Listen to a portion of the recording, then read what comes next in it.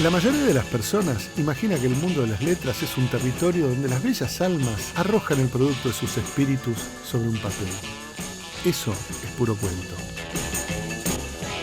En realidad, la literatura es una zona de conflicto donde cada escritor pelea por encontrar su lugar bajo el sol, empuñando su obra en este campo de batalla. Para mí el arte está en la corrección, es un verdad de perogrullo, un cliché, pero yo realmente creo en el arte de la corrección. Como las cosas aparecen y yo empiezo a escribir y no sé muy bien para dónde van a ir, las sigo y a veces toman direcciones inesperadas. Con más de 30 libros inéditos, Luis May es un escritor prolífico. Entre sus novelas publicadas se destaca la trilogía Desgarrada, con Las garras del niño inútil, En verdad quiero verte pero llevará mucho tiempo, y Los abandonados. Por La pregunta de mi madre, ganó el premio 10º aniversario de la revista N. En Diario de un librero, May cuenta su larga experiencia como vendedor en la librería El Ateneo. Hoy tiene su propia librería y dicta talleres de escritura. En su último libro, continúa explorando, con estilo tragicómico, la tensión entre el mundo adulto y el de la niñez. La primera pregunta, que además es una manifestación de completa envidia, es ¿cómo hiciste para escribir 40 novelas no habiendo llegado a los 40 años, o recién cerca de los 40? Mirá, en el campo de batalla la escena es siempre la misma. Guerra tras guerra cambian las armas. Sí. Y en el oficio de la escritura más o menos siempre escribí lo mismo, donde la originalidad en los propios textos son pequeños cambios a lo preexistente, ni más ni menos. Después, por supuesto, se publican libros que uno parecería que tuvieran una coherencia unos con los otros, pero uno tiene escondidas las pruebas antes de ese texto, entre novela y novela, de los experimentos que había. No siempre se publican. De hecho, me encanta escribir sin el contrato previo. Vos suponés que si tuvieras un contrato, es decir, si te convirtieras en una especie de simulacro de escritor profesional, sí, que tiene un contrato y tiene que entregar, como Alejandro Dumas o como Salgari, X cantidad de libros por mes, ¿algo se arruinaría en vos? Y me estaría sintiendo que yo no soy el voyeur que escribe sobre aquellos que están dando vueltas, sino que me están observando a mí. Y se pierde el truco, sí, se pierde el elemento fundamental del poder que tengo, de que nadie me está mirando a mí. Poder escribir 300 páginas, borrarle 150 o agregarle 150 después en una segunda escritura, 5 años después, total, nadie me está mirando, nadie sabe cómo fue el proceso ontológico, pero disfruto de ese encierro, del teatro cerrado. ¿Y cómo sabés, digo, si vos decís que le sacás a un texto 150 páginas y eventualmente le agregás otras 150, ¿cómo sabés en qué momento publicar y en qué momento dejar de escribir? Me gustaba esto que creo que lo hacía Fogwill, esto que tenía el derecho de volver a corregir el texto una vez que antes de una reimpresión o de una reedición. Entonces dicen que hay varias versiones de algunos textos de él dando vueltas, ya publicadas. Sí. Yo estoy muy enganchado con el texto mientras no esté publicado y por lo tanto lo manoseo bastante. Antes de publicarse sé que puedo hacerle un montón de cosas. Y después recibo ese producto, llamale final, que me dio algún deseo en algún momento de publicarlo porque también tengo mucho acumulado. Es material acumulado que cada tanto reviso y lo siento tan ajeno, que a veces tiene la cualidad de ser de alguien que yo no soy, o el personaje que publica, que de ningún modo soy yo, y sale al mercado. Pero mientras yo lo sienta de ese Luis de entrecasa, tal vez no salga de ahí durante mucho tiempo. Hay un texto de Henry James que no me canso de citar, que se llama La vida privada, donde hay un narrador que se encuentra con un escritor muy famoso y muy prolífico, se lo encuentra en un transatlántico o algo por el estilo, y ve a ese personaje de fiesta en fiesta. Y dice, ¿cómo hace este tipo para escribir si se la pasa pelotudeando en la vida social? Y de golpe dice, acá hay un misterio, se mete en el camarote y mientras ese personaje social está diciendo pavadas, hay un personaje que es como una secreta proyección o esclavo sombrío, que es el mismo, pero al mismo tiempo es otro, que está escribiendo la obra. Sí, claro. Vos contaste algo parecido, sí, en términos de que el que escribe, el que publica y hasta diría el que corrige. Sí, por supuesto, sí. Para mí el arte está en la corrección, es un verdad de perogrullo, un cliché, pero yo realmente creo en el arte de la corrección. Mientras tanto, el oficio se parece mucho a ese sujeto que también en mi caso puede que salga bastante de fiesta. O sea, se escribe con oficio y se corrige con el arte. Sí, con el amor por el oficio de hacerte un buen mate para escribir. ¿Me entiendes? En mi caso, algún licor también, que será el último tiempo que me gusta bastante. Pero yo amo el proceso de escritura, como poner música, lo más sencillo, el yo más terrenal y al mismo tiempo más oculto, que necesito ocultar. Uno no puede ser en la vida siempre. Sí, ¿no? Uno sabe mejor que nadie, que tal vez escribiendo. Ese juego del doble se plantea en el oficio de escritura. A veces soy un demonio, a veces me siento un santo. No soy ninguna de las dos cosas, pero en esa privacidad pueden salir todos, puede salir cualquiera de esas cosas, ¿no? Y después afuera, igual no escribo mucho por día, ¿No? Pero 1 hora por día es bastante de escritura. Es mucho, te diré. Sí, es mucho, pero no para 40 novelas, No, entre inéditas y éditas. 2 páginas por día, si haces 2 la páginas por cuenta. día. El En tema una es hora todos se los hacen. días. En 1 hora sí. Sí, siempre y cuando. Incluso pueden. Me doy la libertad de que salgan mal, si igual es primera escritura. Después para eso está el administrador cínico que corrige, que se divierte con la vida de estos personajes a diestra y siniestra. Me acuerdo que una vez Sergio Vicio me contó que Lamborghini le había dicho que la diferencia entre una buena y una mala página no eran las tachaduras, sino la disposición de las palabras dentro de la página. O sea que su arte era subir o bajar palabras, Sí, como si hermoso. fueran múltiples ascensores lingüísticos. Sí. Pasa con los capítulos también. De ningún modo esperaría de una primera escritura reciente, en la página 40, de pensar que en la página 1 es la 1 y será la 1. A veces tengo en el capítulo 160 esperándome el capítulo 1, que resultaba ser el capítulo 1. Y se va moviendo como bloques. Yo siempre digo que una novela es una hilación de cuentos para mí, donde el truco está en que, por supuesto, una novela está llena de cuentos, pero el truco está en el arte del hilado. La vieja tejedora. Una novela, digo, desde el Quijote en adelante, una novela puede hilar una X cantidad de cuentos, pero al mismo tiempo es una instancia superior que reúne todos los cuentos con una figura que los teje. Sí, por Que los supuesto. hila Yo a eso le digo el hilo. Pero El el hilo hilo que no le sería vemos a la prenda. ¿Pero el hilo sería el personaje o sería el asunto narrativo? No, de hecho estoy bastante tentado con los... Me engancho bastante a escribir una nueva novela o un cuento cuando el personaje tiene la predisposición casi virtual de aprender a pasarle la pelota a los siguientes personajes, donde no es el centro narrativo, no es un todo. O sea, en tu literatura no está Messi. No, de ningún modo. No. Funcionamiento Lo en amo, equipo. pero no.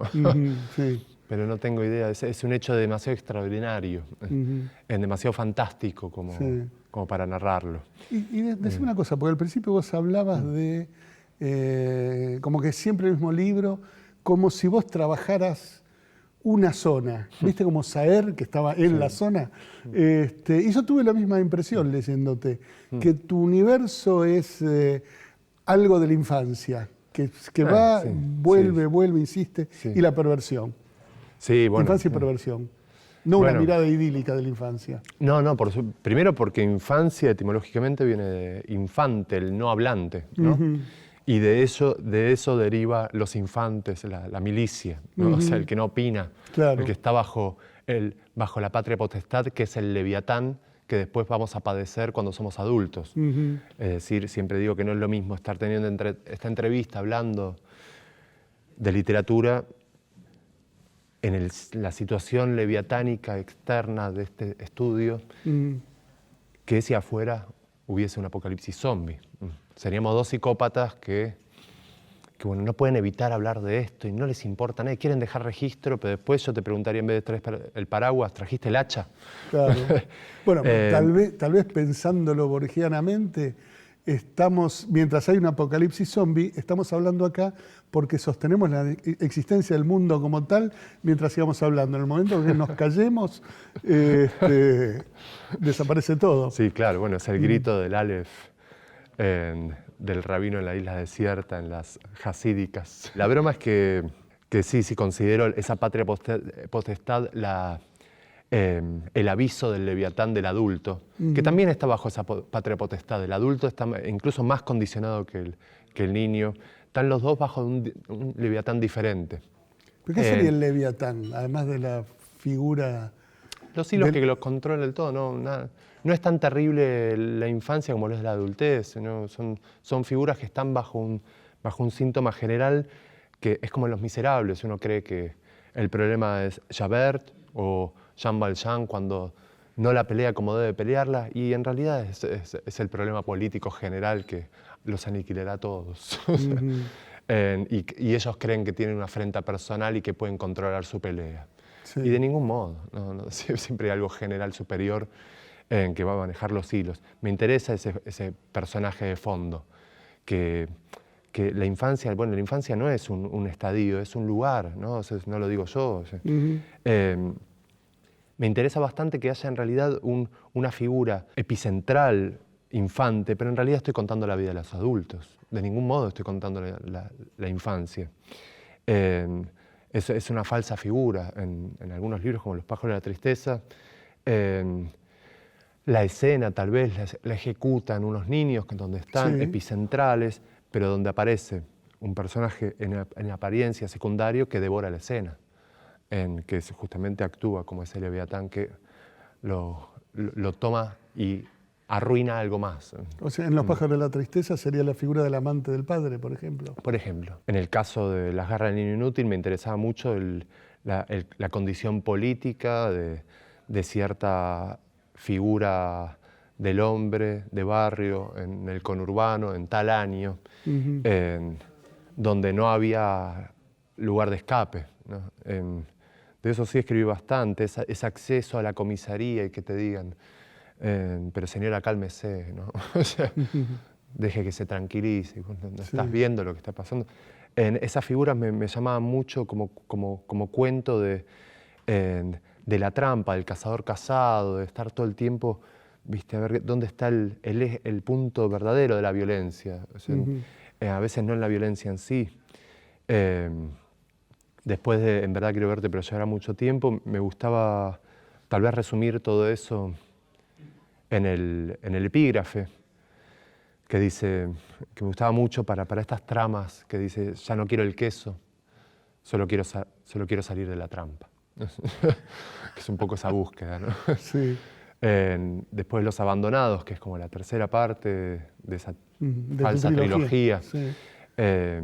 Empieza con una frase del creador del IRA, ¿no? De Lloyd George, el famoso diputado británico, que les dice a los irlandeses, no se olviden que lo peor que pueden hacer es cruzar un precipicio en 2 saltos. Porque están debatiendo acá y acá lo estamos abusando todo el tiempo. Es absurdo. Agarren las armas, peleen, porque la lucha retórica para ustedes no es le vamos a seguir quitando las cosas. Plántense. Y bueno, ahí inventan el primer IRA, ¿no? Después se deformó un poco. Todo imperio necesita un enemigo y todo político lo necesita también. Claro. Antes de irnos al corte, una pregunta. ¿Sos librero?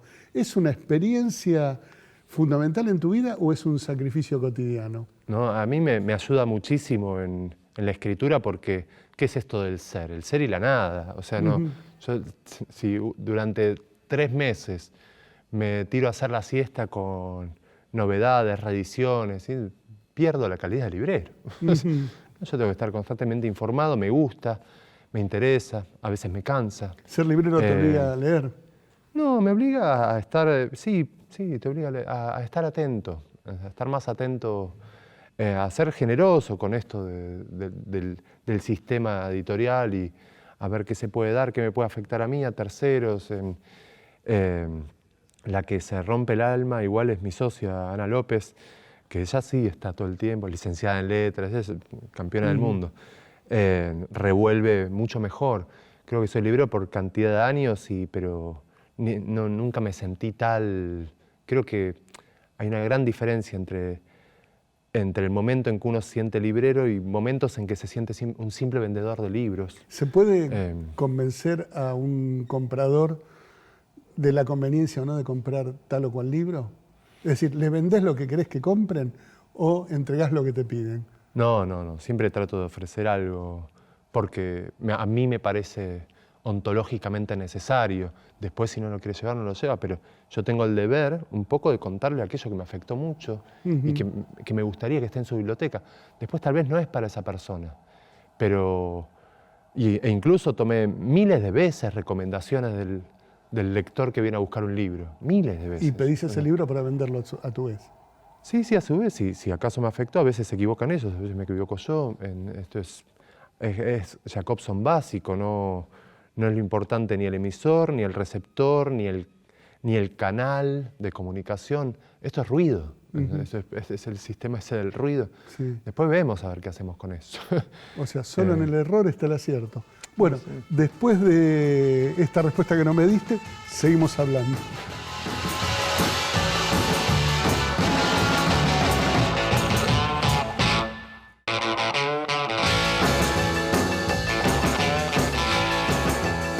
Bueno, seguimos charlando con Luis May y ahora la pregunta tiene que ver con un oficio que es también una transmisión y que tal vez sea un arte.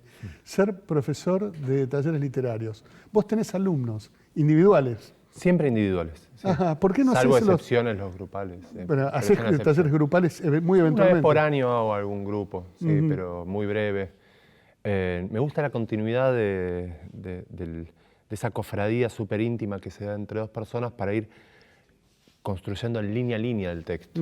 Es como le dijo, cuando Chiver gana el premio de literatura al final de su vida, en el lugar estaban los grandes novelistas, estos que buscaban la gran novela americana. Lo de siempre. Vos dijiste Leviatán, la ballena blanca de la gran novela americana. Sí, Bueno, estaban todos esos. Decían, a ver, ¿qué dice este sujeto? ¿Viste? Que no lo tenían muy... O sea, lo habían leído en el New York, era algo, pero no lo tenían muy calado. Claro, un cuentista.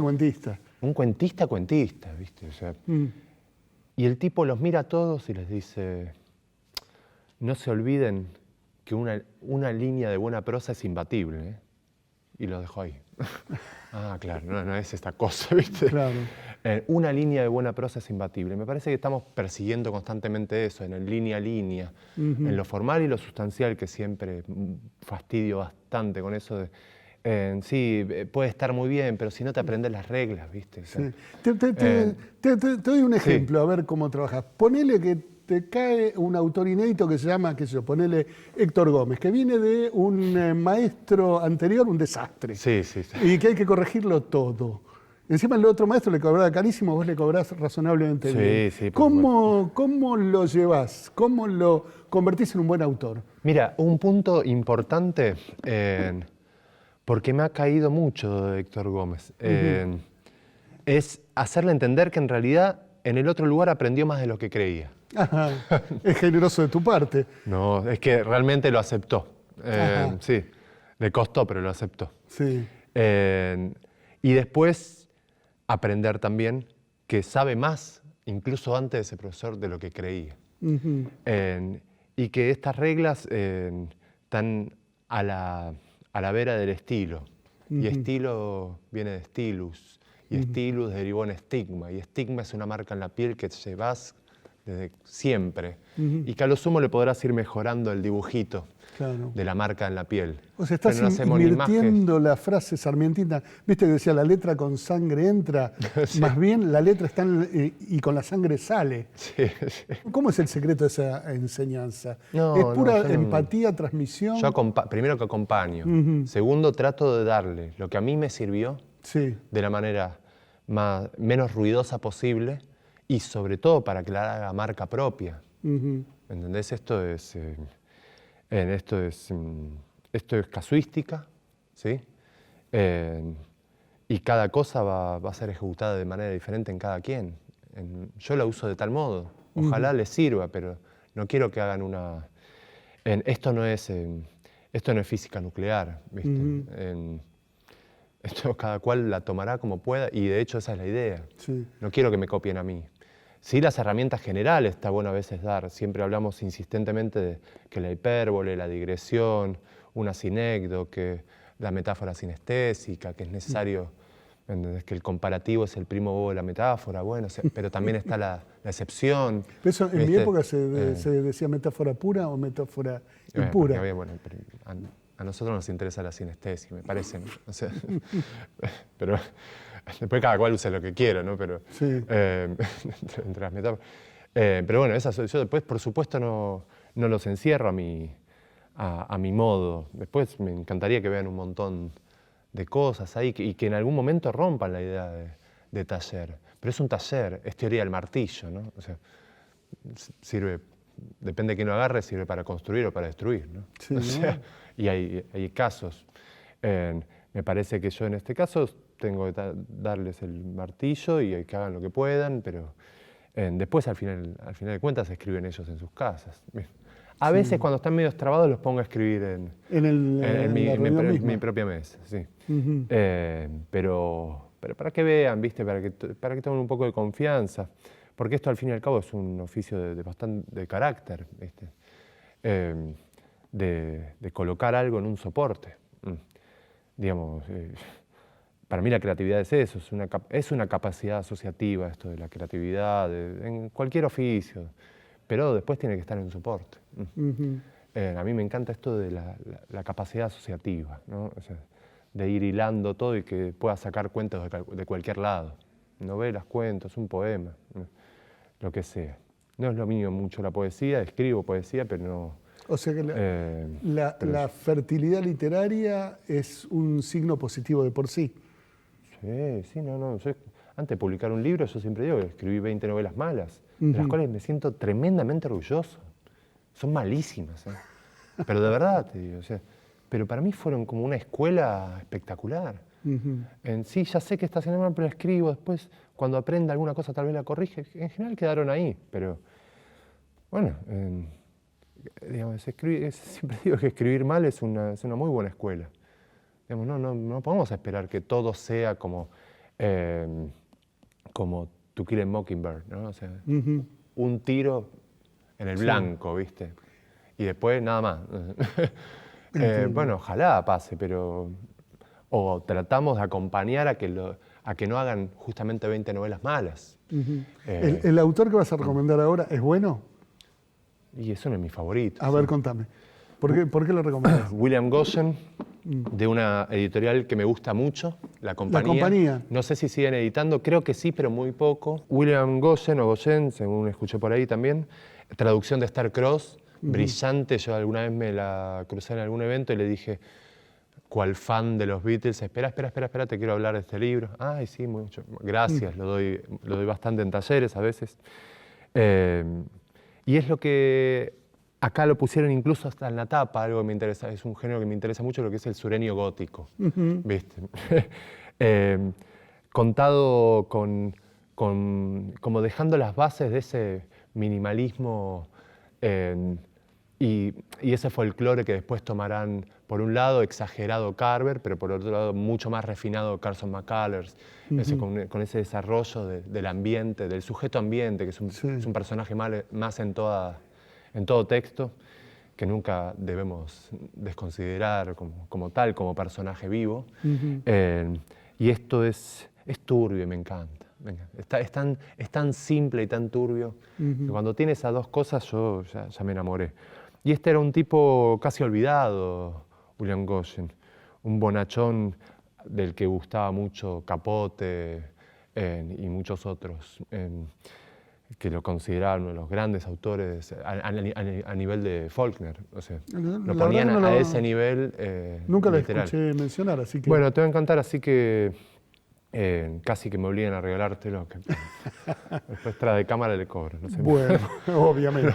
Bueno, gracias Luis por venir. Gracias. Ustedes no se vayan y si se van, se pierden en el próximo bloque a Inés Garland.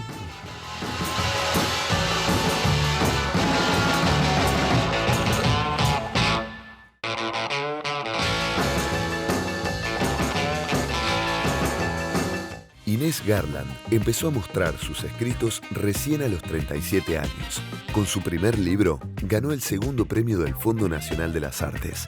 En 2006, la editorial Alfaguara publicó su primera novela.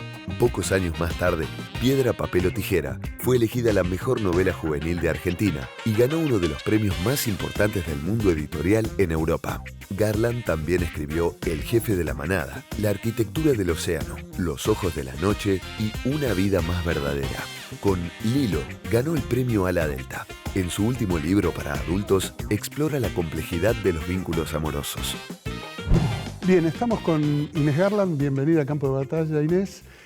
Para retomar donde dejé mi conversación con Luis May, mi primera pregunta es cronológicamente errónea, porque tiene que ver con tu condición de coordinadora o profesora de talleres literarios.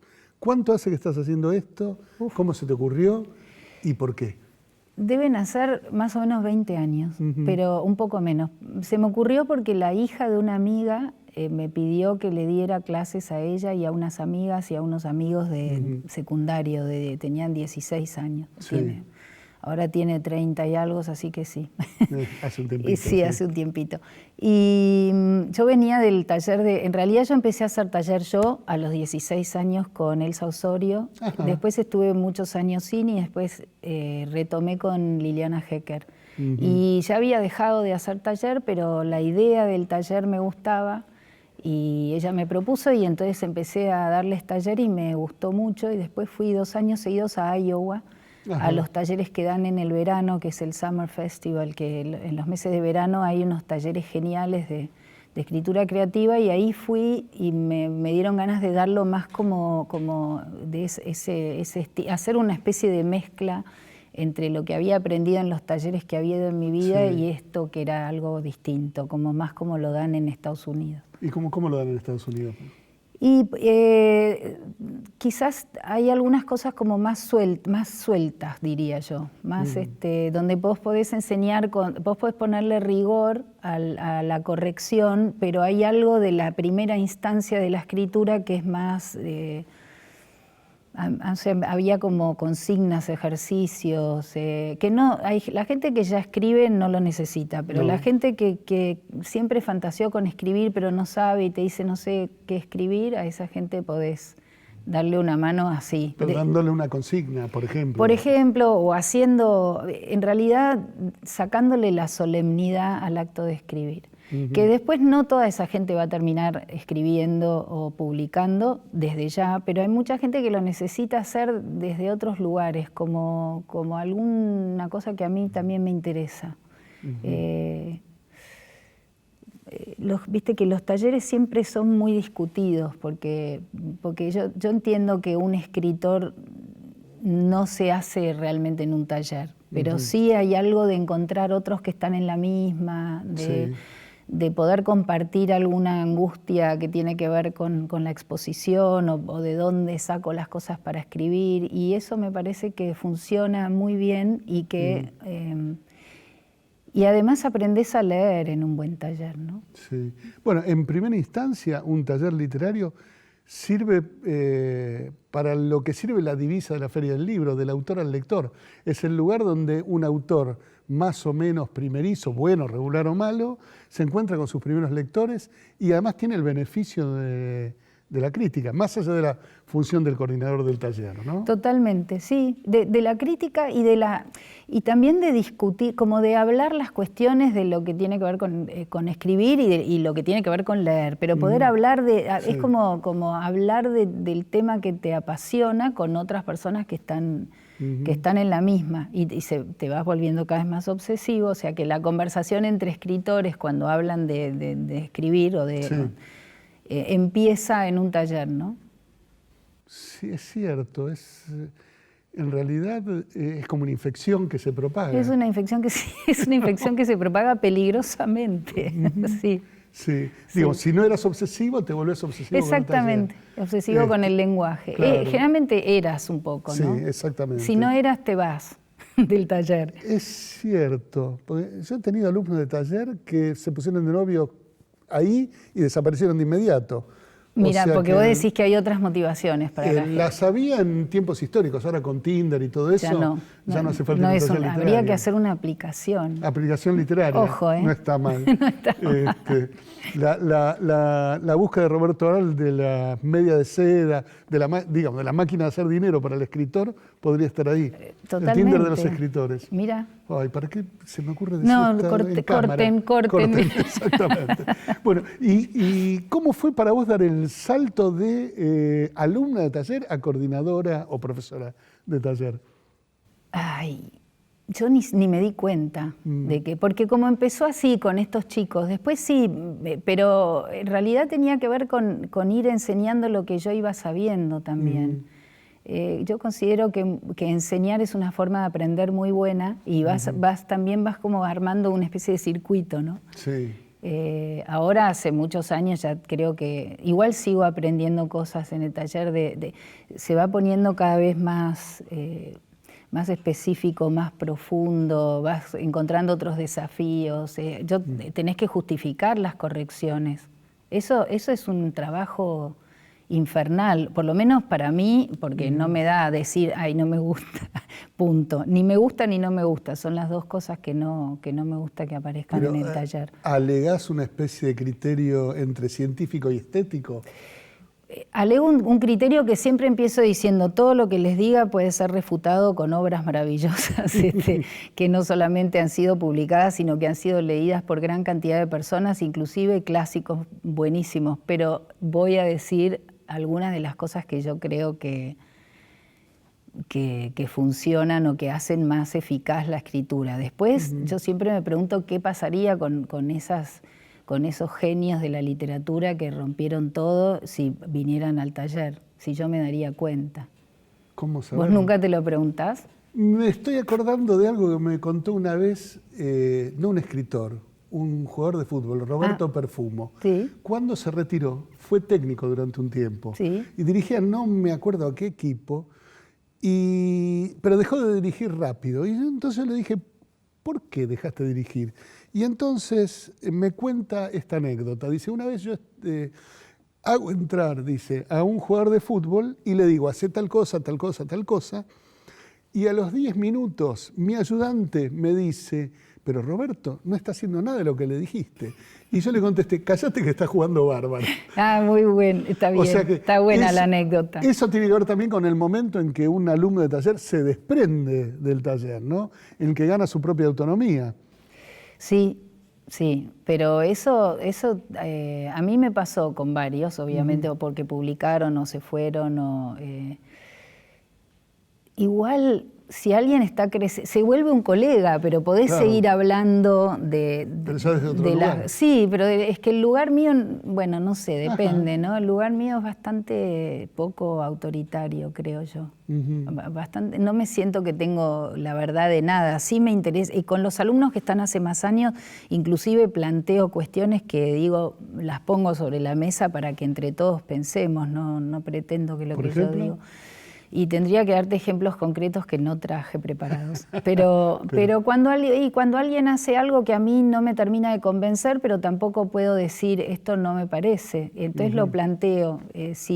O por ejemplo, cuando yo quitaría algo y lo dejaría sugerido, entonces es bueno, ¿qué le pasa al resto? Si estoy siendo muy sintética, si es necesario, si se sintieron subestimados, como muchas veces pasa.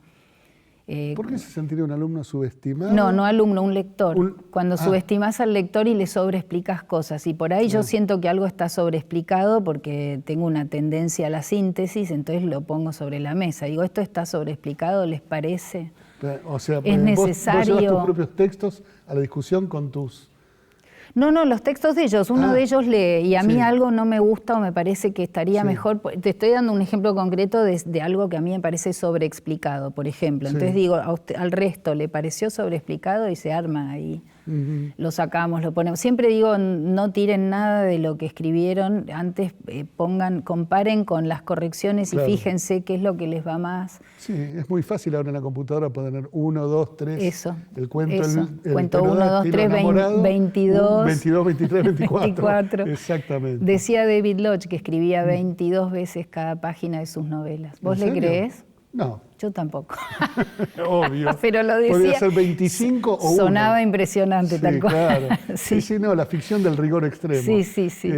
Pero es una cosa además muy americana, que tiene que ver con la idea de la precisión y la economía, ¿no? De ahí se caen perversiones como el minimalismo. También. La idea de que menos es más, que es una idea tan discutible y observable como cualquier otra. También uno podría decir más es más. También podría decir. Y son estilos, porque hay gente que es muy barroca para escribir y otra que es más sintética. Yo me acerco más a lo sintético, me parece. Bien, pasemos a tus textos. Sí. Vos tenés una especie de amplitud en lo genérico, porque escribís cuentos, novelas y literatura infantil. ¿Cómo haces para abarcar eso? Porque en general los escritores de literatura infantil, aquellos que se dedican solamente a eso.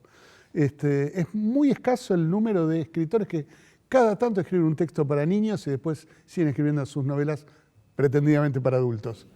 Sí, es que contengo multitudes, como decía Whitman, y de repente me sale el lado más infantil, el lado más adolescente o el lado más adulto, y como las cosas aparecen y yo empiezo a escribir y no sé muy bien para dónde van a ir, las sigo y a veces toman direcciones inesperadas. No sé hoy en día qué es lo que marca que vaya para adolescentes o para adultos. Algunas cosas se me ocurren, pero...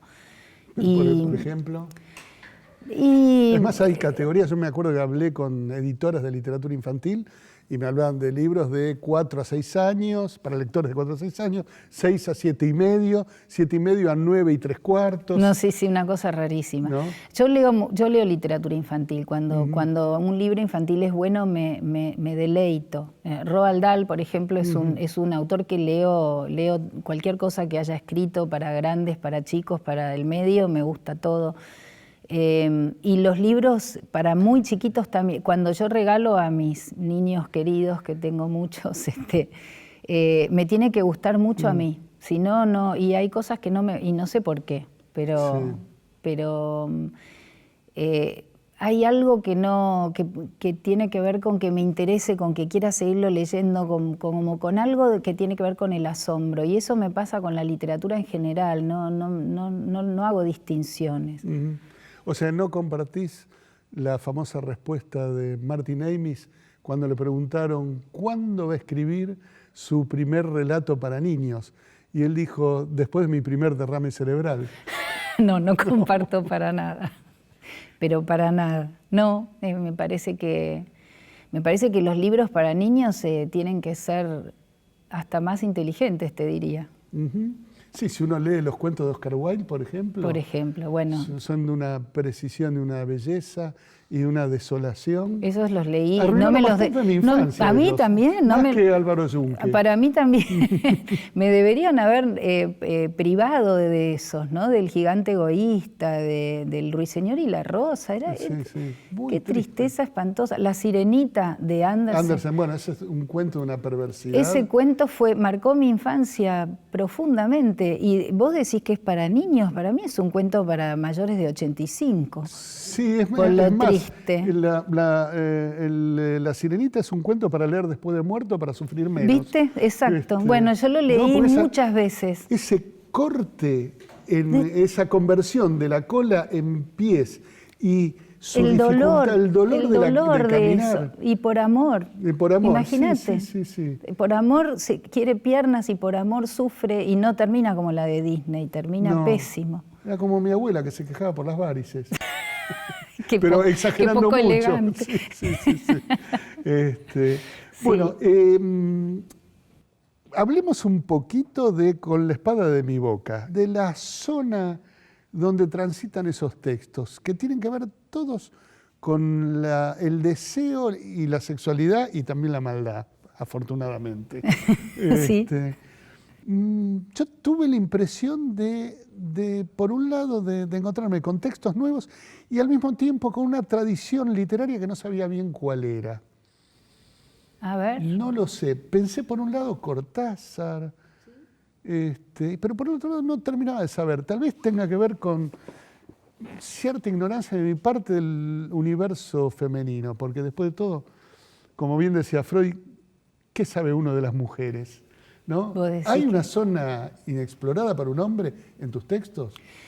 Y eso me lo tienen que decir los hombres. Justo ayer uno me dijo que había leído Una vida más verdadera y que lo que más le había impresionado era el mundo emocional de la protagonista como algo que él no se había imaginado de las mujeres. Lo cual no supe si tomarlo como halago. Me acordé de esto que dice Grace Paley, de que las mujeres hemos leído literatura masculina o escrita por hombres en realidad durante toda la vida, y que sería hora de que los hombres nos devolvieran la cortesía. ¿Y leyéndolas? Leyendo literatura escrita por mujeres, pero a mí no me gusta la división entre literatura femenina y masculina, porque hay mujeres que escriben literatura que, o sea, no entiendo qué vendría a ser esa división. Leo mucha literatura y no me fijo tanto en eso. Para mí es algo como...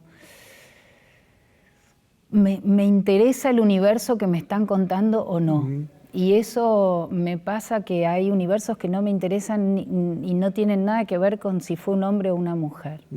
Y hay otros que sí me interesan y tampoco tienen nada que ver. Y no sé a qué se debe. A veces sí sé, puedo decir, pero... Bueno, después del corte vamos a continuar en esta indagación universal.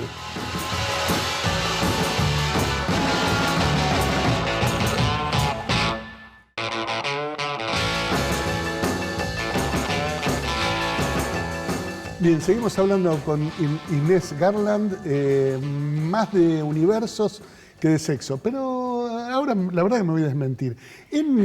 Con la espada de mi boca, hay un juego extraño que es que cada texto, si no me equivoco todos, los textos tienen como epígrafe alguna frase bíblica. Así es. Y casi todos los textos tienen que ver con el descubrimiento sexual, con algún encuentro sexual inesperado, con algún deseo sexual no legitimado socialmente. ¿Qué tenés en la croqueta? En realidad no lo pensé antes. Yo vengo escribiendo estos cuentos hace como 6 o 7 años. Hace 3 estaba listo el libro, menos un par de cuentos que agregué en los últimos años, porque como no salía, siguieron apareciendo. Mi idea era hablar de la manera en que la sexualidad afecta la vida de las personas y cómo afecta las generaciones. Viste que en el primer cuento es un grupo social, y en los otros cuentos podríamos decir que algunos son los hijos, otros son los nietos. El último cuento de la primera parte es el padre del primer cuento cuando era adolescente. Porque me gustaba como la bajada de línea sobre la sexualidad en un grupo determinado de personas, que eso se pudiera leer casi como una novela, como si fueran distintos capítulos de una novela. Y no es que lo hice pensando. Cuando escribí todos los cuentos y me fijé lo que había hecho, me di cuenta de eso, de que me interesaba pensar en eso.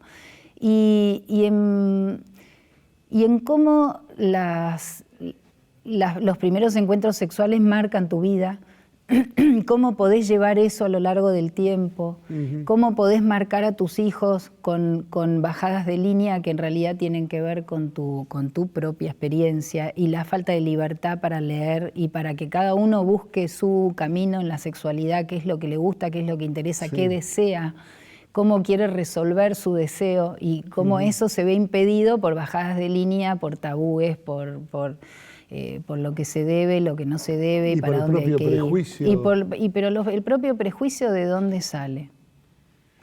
Y puede ser de formación o de puro deseo. Uno de tus cuentos es de un chico que debuta en el mar, se acuesta con una chica que está flotando con una cubierta de automóvil, digamos. Tractor. Y cuando después de debutar en el mar y de creer que esa chica con la que se acostó es el amor de su vida, ve que después de él va otro. O sea que la chica atiende en el mar, tal vez. La chica atiende en el mar, pero ese es el padre del primer cuento, Claro. que tiene una visión muy, diría, muy crítica de la sexualidad adolescente.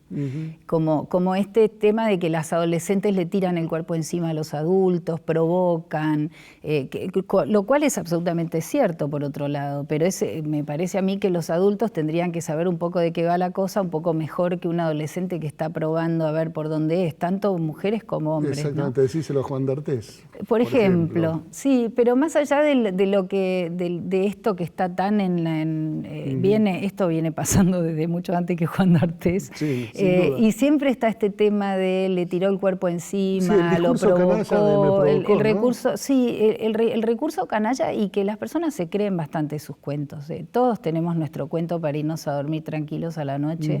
El tema es poder decir, mira, este cuento, si vos sos el adulto, lamentablemente este cuento no funciona, no importa qué haya hecho una chica o un adolescente. Y me parecía interesante que ese señor en el futuro quedó marcado por una gran decepción, si Claro. querés. Su visión de la sexualidad está teñida por su propia experiencia, que creo que es lo que nos pasa a todos. Lo que pasa es que tenemos muchas dificultades para tomar distancia Sí. y mirar la sexualidad de otros con ojos, no se puede mirar con otros que no sean los propios, pero sí por lo menos con cierta duda sobre la forma en que estamos leyendo al otro, ¿no? Sí.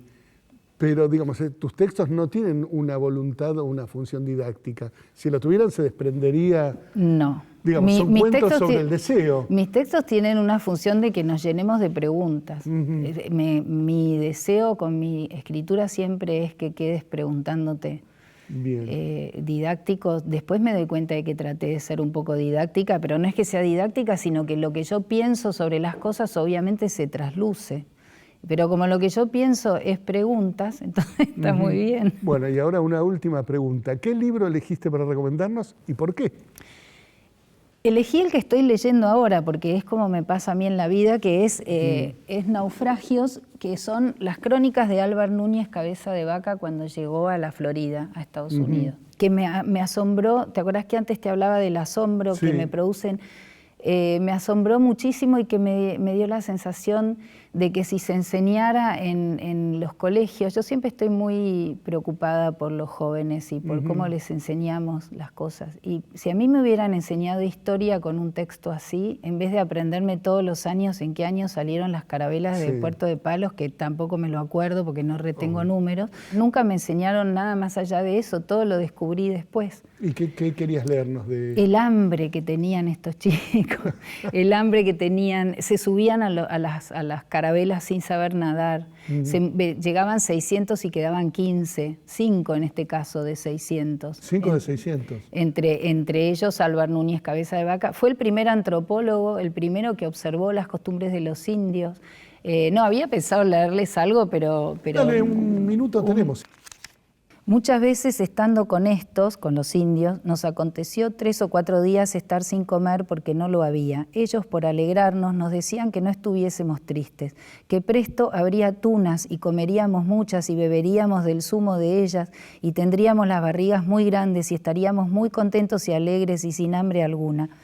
Y desde el tiempo que esto nos decían hasta que las tunas se hubiesen de comer, había 5 o 6 meses. Y en fin, hubimos de esperar a cuestos 6 meses, y cuando fue tiempo fuimos a comer las tunas. Hallamos por la tierra muy gran cantidad de mosquitos de 3 maneras, que son muy malos y enojosos, y todo lo más del verano nos daban mucha fatiga. Y para defendernos de ellos, hacíamos alrededor de la gente muchos fuegos de leña podrida y mojada, para que no ardiesen e hiciesen humo, y esta defensión nos daba otro trabajo, porque en toda la noche no hacíamos sino llorar del humo que en los ojos nos daba, y sobre eso gran calor que nos causaban los muchos fuegos, y salíamos a dormir a la costa, y si alguna vez podíamos dormir, recordábannos a palos los indios para que tornásemos a encender los fuegos. Precioso. Maravilloso, ¿no? Y así es todo el libro de Álvar Núñez Cabeza de Vaca. Precioso, Sí. sí.